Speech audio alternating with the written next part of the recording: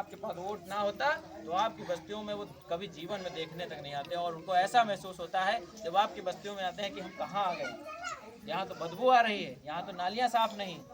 और इनके पास बैठ जाएंगे तो बड़ा अफसोस करते हैं कि यार ये गरीब समाज के लोग जिनके तन पे अच्छा कपड़ा भी नहीं है, उनके साथ हमें बैठना पड़ता है। ये मजबूर कर दिया अम्बेडकर साहब ने उनको, आपको वोट का अधिकार देकर। लेकिन आपने क्या किया, आपको 500 रुपया मिल गया, दारू मिल गई, चिकन मिल गया, मुर्गा मिल गया, बस इसे में अपने वोट को उनको बेच दिया।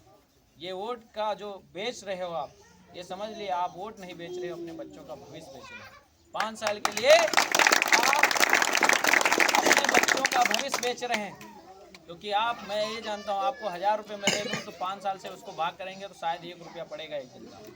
आप 1 रुपये में बिक गए। बताओ, आज एक नौजवान अगर कहीं कमाने जाता है तो 500 रुपये की दिहाड़ी हो, लेकिन आप 1 रुपये में अपने वोट को बेच दिया। जो अम्बेडकर साहब ने कहा था, जाओ अपना राजा तय कर लो जाकर। मैं तो यही चाहूँगा, मेरी माताओं बहनों, मेरे बूढ़े बुजुर्ग लोगों, नौजवान साथियों, आपको पढ़ना होगा, शिक्षित बनना होगा। मेरे जैसे नौजवान तैयार हो जाओ। मैं वादा करता हूँ आपका विधायक होगा, मंत्री होगा, प्रधान होंगे, जिला पंचायत होंगे। जिस दिन आपके लोग जिला पंचायत प्रधान और विधायक होंगे तो मैं जानता हूँ आपको थाने में जब जाते हैं तो आपकी सुनवाई नहीं होती, तो शायद आपको थाने जाने की जरूरत नहीं होगी। उस प्रधान को, उस जिला पंचायत को, उस विधायक को फ़ोन करने का काम आप करेंगे, और आपका भाई वहाँ अगर बैठा होगा कुर्सी तो फ़ोन घुमाएगा और इंस्पेक्टर से फ़ोन करके बोलेगा कि ये हमारे रत्तीराम जी आए हैं, उनका काम होना चाहिए। फिर ज़रूरत नहीं पड़ेगी आपको कहीं किसी के दूसरे के दरवाज़ा खटखटाने की। कहीं ना कहीं कमियां हमारे लोगों की। मेरे नौजवान साथियों, मैं जानता हूं आज यहाँ के नौजवान बहुत ही गुमराह हैं, उनको नहीं पता है कि भीम आर्मी क्या है। जो लोग सोशल मीडिया से जुड़े हैं वो शायद सोशल मीडिया पे, इंस्टाग्राम, फेसबुक, इन सब चीज़ों को देखते होंगे कि चंद्रशेखर आज़ाद कौन है। चंद्रशेखर आज़ाद एक ऐसा शख्स है जिसने 2015 में भीम आर्मी का गठन किया, और आज पूरे देश में भीम आर्मी का जो है परचम लहरा रहा। हर गली मोहल्ले, हर तहसील, जिला लखीमपुर छोड़िए, पूरे ज़िले में हर जगह भीम आर्मी का जो है हर एक नौजवान जो है मजबूत। हमारे दलित समाज के साथ अगर कहीं शोषण होता है तो 100 नंबर से पहले भीम आर्मी की टीम वहाँ पहुँचती और उन्हें न्याय दिलाने का काम करती। आज चाहे वो एसपी हो, डीएसपी हो, इंजीनियर, एसपी, डीएसपी, चाहे वो एसडीएम हो, हर एक अधिकारी से लड़ने का काम भीम आर्मी आज़ाद समाज पार्टी के नौजवान करते हैं और न्याय दिलाने का काम करते हैं। मेरे नौजवान साथियों, मैं आपके लिए एक पंक्ति बोलूँगा कि बीता हुआ कल आज नहीं होता और सबसे ऊंचा उड़ने वाला पक्षी बाज नहीं होता। बीता हुआ कल आज नहीं होता और सबसे ऊंचा उड़ने वाला पक्षी बाज नहीं होता। जिस कौम के नौजवान संघर्ष नहीं करते, जिस कौम के नौजवान संघर्ष नहीं करते, उस कौम के सर पे कभी ताज नहीं होता। उस कौम के सर देख रहे होंगे, मैं भी जो है चाहता तो मैं किसी कंपनी में काम कर रहा होता, 25-30 हज़ार रुपये कमा रहा होता, लेकिन मुझे दर्द सता रहा है अपने दलित समाज के लोगों को देख के। आज मैं इस गली यहाँ पे आया तो देखा कई ऐसे घर हैं जिनके घरों पर छत नहीं है, छप्पर पड़े हुए हैं, फूस के छप्पर हैं। शायद इसलिए हैं क्योंकि मेरा जो नौजवान है वो पढ़ा लिखा नहीं है, वो समझदार नहीं है। मेरे समाज के लोग वोट को बेच रहे हैं। इसीलिए जब आप 500-1000 रुपये हमसे ले लेंगे तो आपकी औकात नहीं होगी कि हमारे सामने आंख से आंख मिला करके हमसे बात कर लो। और उस समय अगर आप एकजुट हो जाओ और जब आप प्रधान तैयार करते हैं, प्रधान को एकजुट होकर के वोट दो, उस समय आप उससे कह दो कि हमें ये विकास चाहिए, कि ये गली हमारी बनी होनी चाहिए, ये नाली का निर्माण होना चाहिए, और मेरे समाज के जितने भी जिनके घर पर छत नहीं है, जो कच्चे मकान हैं, उनको पक्का बनवाने का काम आप करेंगे, उनका आवास दिलवाने का आप काम करेंगे। तब हम ये जितने भी दलित समाज के लोग हैं, 200-250 लोग हैं, 200-250 वोट आपको एक तरफा मिलेगी और ये काम हमारा होना चाहिए। तब आपका काम करेंगे।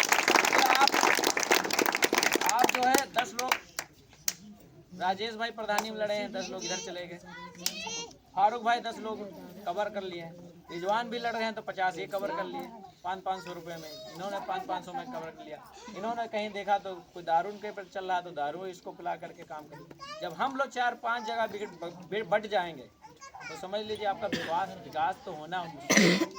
इसी वजह से हमारा समाज जो है पीछे, और हर जगह जो है देखोगे तो दक्षिण के साइड में बिछाया जाता है। ऐसा क्यों है भाई? हम भी तो इंसान हैं और हमारे में क्या कमी है? मैं भी तो एक उसी बिरादरी से आया हूँ जिस बिरादरी से आप लोग हैं। हमारे में क्या कमी है बताओ? क्या हम लोग प्रधान नहीं बन सकते? क्या हम विधायक नहीं बन सकते? बाबा साहब अम्बेडकर ने आपको बहुत बड़ा अधिकार दिया, वो वोट का अधिकार दिया, लेकिन आपने उसको इस्तेमाल करना नहीं सीखा। और आज भीम आर्मी आज़ाद समाज पार्टी हर जगह, हर क्षेत्र में, हर गली मोहल्ले में अपने समाज को जागरूक करने का काम इसलिए कर रही है क्योंकि उन्हें पता है ये समाज पूरी तरीके से सो गया है और अपने अधिकारों को भूल गया। आज हमारी बहन बेटियों के साथ रेप होता है, इसलिए होता है क्योंकि वो दलित समाज के हैं। उनकी निगाह में वो बहनें नहीं हैं, उनकी निगाह में वो सोचते हैं कि ये तो नीची बिरादरी के लोग, इनके साथ कुछ भी कर लो।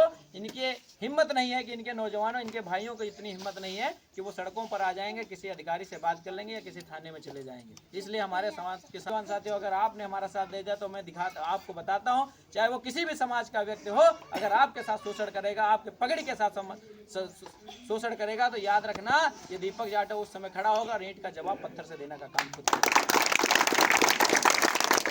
आपकी है मेरे नौजवान साथियों, मैं इसलिए आपके बीच में आया हूँ। मैं चाहता हूँ आप जैसे लोग, मेरे जैसे लोग हमारे साथ कंधे से कंधा मिलाकर काम करने का काम करें। फिर दिखाते हैं कि हमारे अंदर कितनी ताकत है। ये दलित समाज कमजोर नहीं है। ये 500 लोगों ने 28,000 पेशेवरों को काट के फेंक दिया था। ये वही समाज के लोग हैं, उसी चमार बिरादरी के लोग हैं जिन्होंने कभी दबा नहीं, लेकिन इनके साथ शोषण हुआ। लेकिन आज भी ये वादा कर रहा हूँ आपके बाजू में बहुत ताकत है, आपके पास बहुत से अधिकार हैं, लेकिन आप उन अधिकारों को भूल जाते हैं। शायद कहीं ना कहीं हमारे समाज के लोग गरीब हैं, हमारे समाज के लोग पीछे हैं, अशिक्षित लोग हैं। बाबा साहब अम्बेडकर ने हमें शिक्षित बनने का काम किया। उन्होंने कहा कि शिक्षा व शेरनी का दूध है, जो जितना पिएगा वो दहाड़ेगा। आज शायद मैं पढ़ लिख करके एडवोकेट हूँ, आपके बीच में इतना खुलकर बोल रहा हूँ। किसी की हिम्मत नहीं कि दीपक जाटव के ऊपर कोई आरोप लगा दे, किसी की हिम्मत नहीं है कि दीपक जाटव की कोई गाड़ी रोक ले, किसी की हिम्मत नहीं कि दीपक जाटव के खिलाफ कोई थाने में जाकर के कोई FIR दर्ज करा दे। इतनी हिम्मत रखते हैं दीपक जाटव, ये कमजोर नहीं। लेकिन वादा करते हैं आपसे लोगों से, जिस दिन आपके साथ शोषण होगा, ये दीपक जाटव कंधे से कंधा मिला करके उस SP DSP कोई भी हो, अगर आपके साथ शोषण होगा तो ये पीछे नहीं हटेगा। मैं यही चाहता हूँ कि आप चाहते हैं अगर इस देश में सम्मान से जीना, अगर आप चाहते हैं इस देश में हमारी बहन बेटियों की इज्जत बची रहे, अगर आप चाहते हैं इस देश में हमारे बूढ़े बुजुर्गों का सम्मान बचा रहे, अगर आप चाहते हैं इस देश में बूढ़े बुजुर्गों का सम्मान बचा रहे, उनके साथ पगड़ी के साथ समझौता ना हो, अगर आप चाहते हैं इस देश में बाबा साहब डॉक्टर भीमराव अम्बेडकर जी का संविधान बचा रहे, तो आने वाले 2026 में आपको जिला पंचायत बनाने होंगे और 2027 में इस विधानसभा का, इस निघासन विधानसभा का विधायक बदलना होगा। और विधायक बनाना होगा तो भीम आर्मी आजाद समाज पार्टी का बनाना होगा। और उत्तर प्रदेश का मुख्यमंत्री अगर बनाना होगा तो भाई चंद्रशेखर आजाद जी को बनाना होगा। तभी जाकर सम्मान मिलेगा, तभी जाकर आपके साथ शोषण होना बंद होगा। सच बता रहे, जिस दिन आपका मुख्यमंत्री होगा उत्तर प्रदेश का, बहन जी 4 बार मुख्यमंत्री बनी, जब मेरे समाज के लोग थाने जाते तो इंस्पेक्टर खड़ा होकर के सलाम करता था, उनको नमस्कार करता था, उनको कुर्सी देने का काम करता था। आज अगर मेरे समाज के लोग थाने चले जाएं तो शायद थाने के अंदर जाने भी मजबूर हो जाएंगे, डरते हैं, थाने में भी नहीं जा पाएंगे, शायद इसीलिए क्योंकि हम लोग सत्ता से दूर हो गए। वो दिन ज्यादा दूर नहीं है जब हमारे साथ हमारे गले में हांडी और पीछे झाड़ू बंधा हुआ करते थे। ये वादा, ये आप लोग एक बार पढ़िए और अपने जो है इतिहास को जानिए, ये हमारे साथ क्यों हुआ। क्या हमारे साथ मुस्लिम समाज के लोगों ने ऐसा काम किया? क्या हमारे साथ मुस्लिम समाज के लोगों ने हमें पढ़ने नहीं दिया? आज हिंदू मुस्लिम करने का काम वो लोग करते हैं जिनकी रोटियां उसी से सीख रही, जिनकी राजनीति उसी से चल रही है। एक बार उनसे ये सवाल कर लेना कि हिंदू मुस्लिम छोड़ करके हमें ये बताइए कि हमारे बच्चों के लिए आपने कौन सा यूनिवर्सिटी खोला है, कौन सा बढ़िया स्कूल खोला है कि हम अपनी बहनों को, हम अपनी बेटियों को उन स्कूलों में पढ़ाने के लिए भेज दें। आज हमारी माताएं बहनें, आज हमारे नौजवान साथी और हमारे बूढ़े बुजुर्ग यहाँ पे बैठे हैं। मैं उनसे एक सवाल करूँगा, क्या आपकी बेटी अगर इंटर पास हो जाती है, शायद इंटर यहाँ से बिल्ला से कर लेती होगी, लेकिन इंटर के बाद अगर उसको पढ़ाना होगा तो कहाँ पढ़ाएंगे आप बताओ? है कोई ऐसा स्कूल? इस सरकार को कम से कम 10 साल हो गए।